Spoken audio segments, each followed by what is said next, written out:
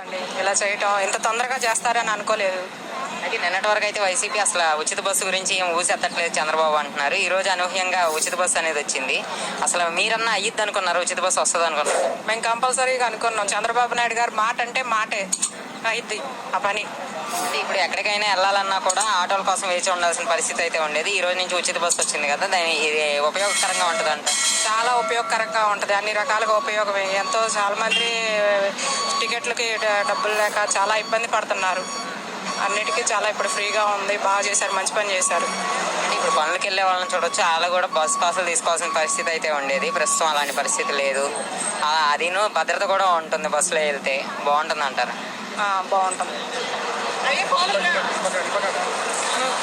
Free bus ఎలా ఉంది? చాలా బాగుంది. అంటే ఇప్పుడు నిన్నటి వరకు అయితే ఫ్రీ బస్ అనేది లేదు, ఇప్పుడు ఈ రోజు నుంచి ఫ్రీ బస్ వచ్చింది. ఎలా ఉంది? చాలా మిగులుతుంది ముందు. అంటే ఎంత ఛార్జ్ అయ్యేది? మాకు రాను పోను వచ్చేది 50 రూపాయలు, రోజుకు 100 రూపాయలు అయ్యిద్ది. సరే, ఈ రోజు అయితే ఉచిత బస్సు పథకం అయితే తీసుకొచ్చారు. మన ఇంట్లో ఆడబిడ్డల కోసం అయితే ఈ పథకం తీసుకురావడం జరిగింది. ఇది ఏమన్నా ఉపయోగపడంగా ఉంటుంది అంటారా? అంటే ఒక ఆటోలో పంపించినా దీనిలో పంపించినా మనం ఒక సేఫ్టీ చూస్తూ ఉంటాం. అలాంటిది ఈ ఫ్రీ బస్సులో వెళ్ళినప్పుడు మనం ఒక భద్రతగా ఫీల్ అవ్వచ్చు అంటారా? 100% సేఫ్ అండి, భద్రత. ఎందుకంటే మనం ఆర్టీసీ అనేది ఒక నమ్మకమైన సంస్థ.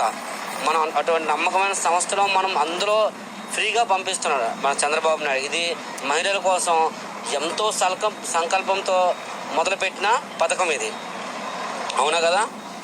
అటువంటిది అతను ఒక విజనరీ లీడర్. ఇప్పుడు అమరావతి ఉంది, ఎన్ని వేల ఎకరాలు అయితే రైతులు ఇచ్చిండ్రో వాళ్ళు అందరు ఇచ్చినందుకు అతను ఆధారం చూపించి ఎప్పటికైనా